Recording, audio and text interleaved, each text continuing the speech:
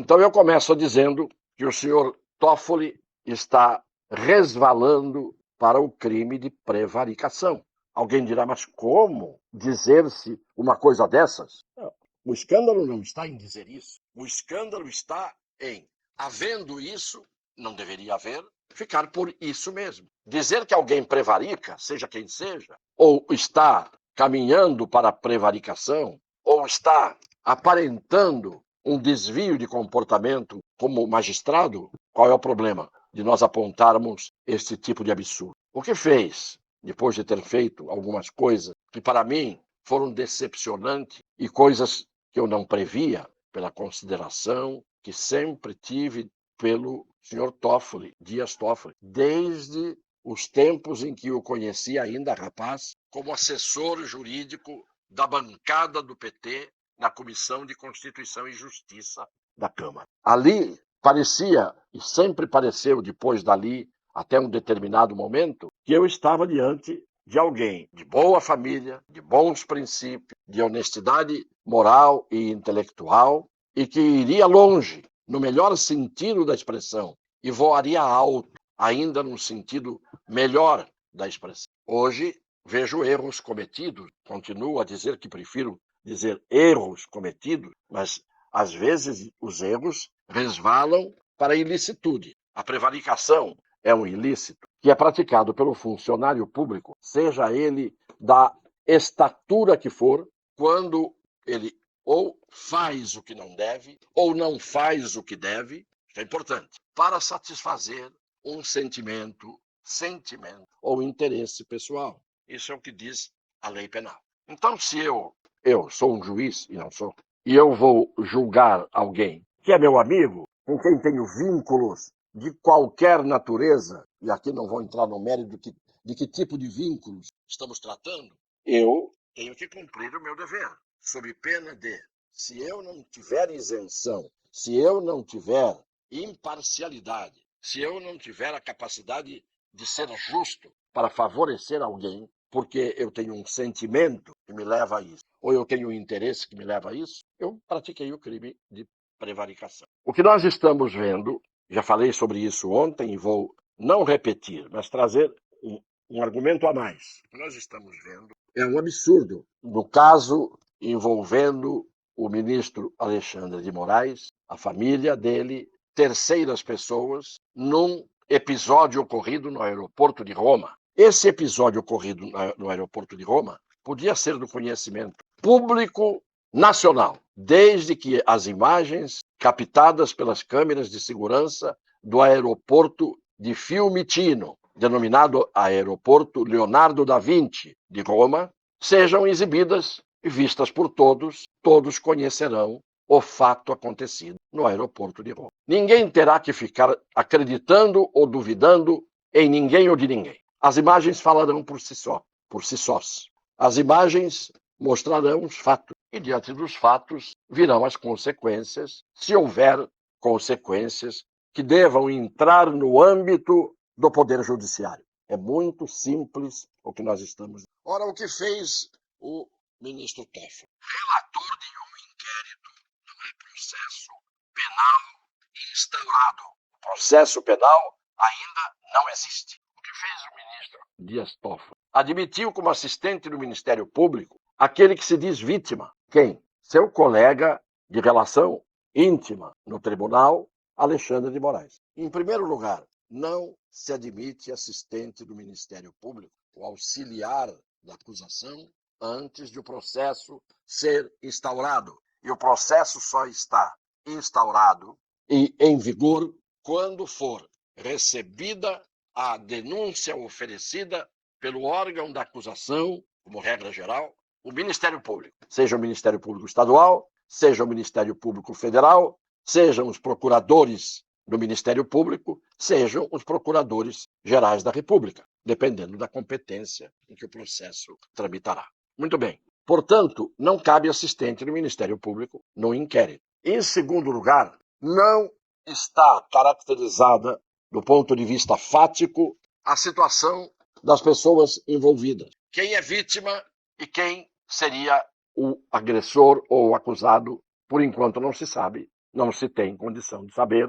E poderíamos saber, e eu já disse isso, vou repetir agora, se as imagens fossem escancaradas para todo mundo. Pois bem, o que acontece? O ministro Toffoli restringe, impede a divulgação pública das imagens. Segundo, não permitiu até agora a defesa, que tem pela Constituição garantia a ampla defesa, está escrito na Constituição, e isto não está, como muitas outras regras constitucionais foram atropeladas, e isto não está sendo cumprido, porque a ampla defesa é permitir ao advogado daquele que está sendo acusado vista das provas dos autos. Não há possibilidade de defesa se houver restrição de acesso à prova dos autos por parte da defesa.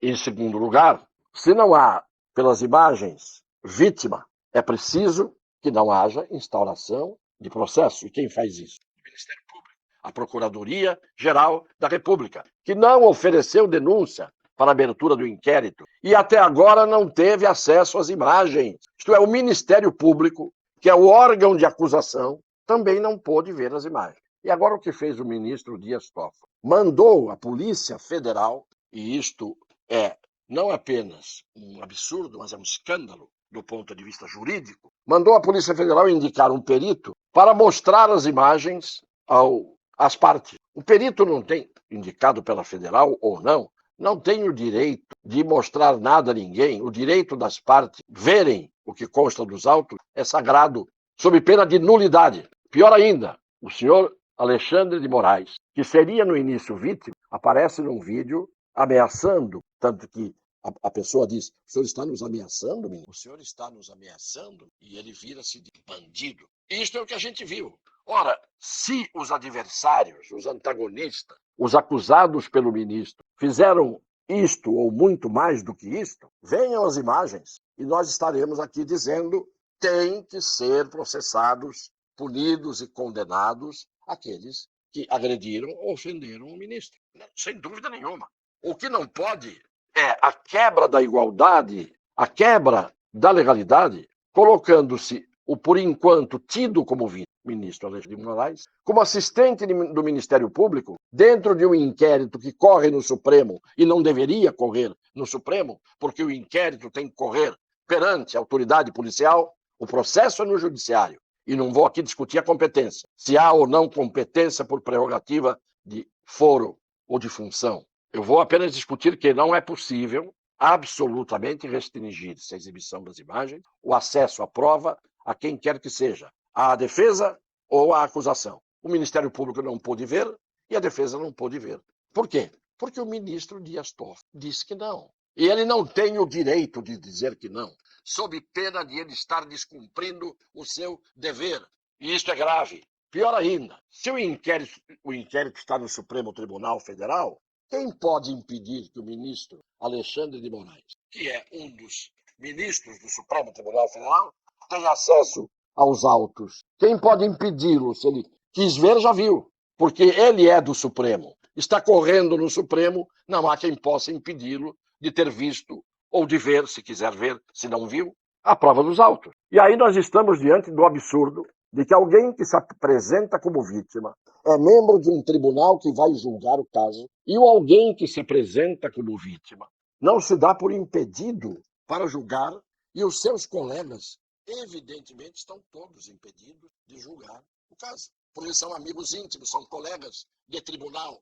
Há ali, mais do que tudo, um fortíssimo espírito de corpo, a ponto de ministros que aparentemente seriam inimigos, hoje dão-se as mãos e brincam de roda numa cirandinha. Exemplo, Luiz Roberto Barroso e Gilmar Mendes, que disseram um do outro coisas impublicáveis, publicamente, numa sessão do Supremo. Então, além disso, há um outro aspecto que é muito relevante. Não pode, em hipótese alguma, uma pessoa que vai julgar integrante de um Supremo Tribunal Federal ficar numa posição de superioridade, de privilégio. E como ficam os acusados? A quem recorrem? A quem se queixam? Vão se queixar para o bispo, como a gente costuma dizer? E por que assistente do Ministério Público? Porque se a Procuradoria da República oferecer a denúncia e o processo for aberto, não há necessidade de a vítima, ministro, ser assistente do Ministério Público. a menos que ele queira vigiar a conduta do Ministério Público dentro do processo. Isto que nós estamos vendo é realmente um escândalo. Eu fico muito triste em ter que estar dizendo isto aqui, repito, em relação a um ministro que, muito antes de ser ministro, acompanhava-nos dentro da Comissão de Justiça, membros titulares da Comissão de Constituição e Justiça, como assessor de bancadas, e que tinha ali pessoas que ele seguia, respeitava, porque tinham um papel importante na comissão mais importante da casa, e eu tive a honra, inclusive, de vir a ser vice-presidente da comissão. Uma comissão que exibiu ao público brasileiro um livro contendo os melhores debates daquela comissão, onde estavam pessoas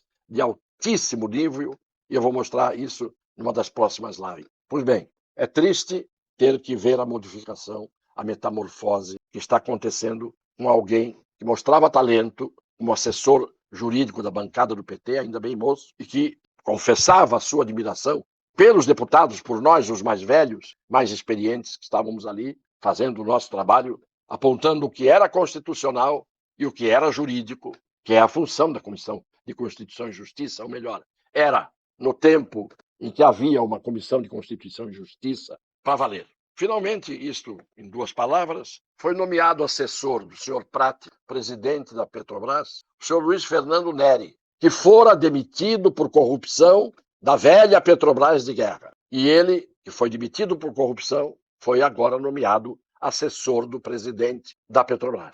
Isto é, está voltando tudo a ser como já foi.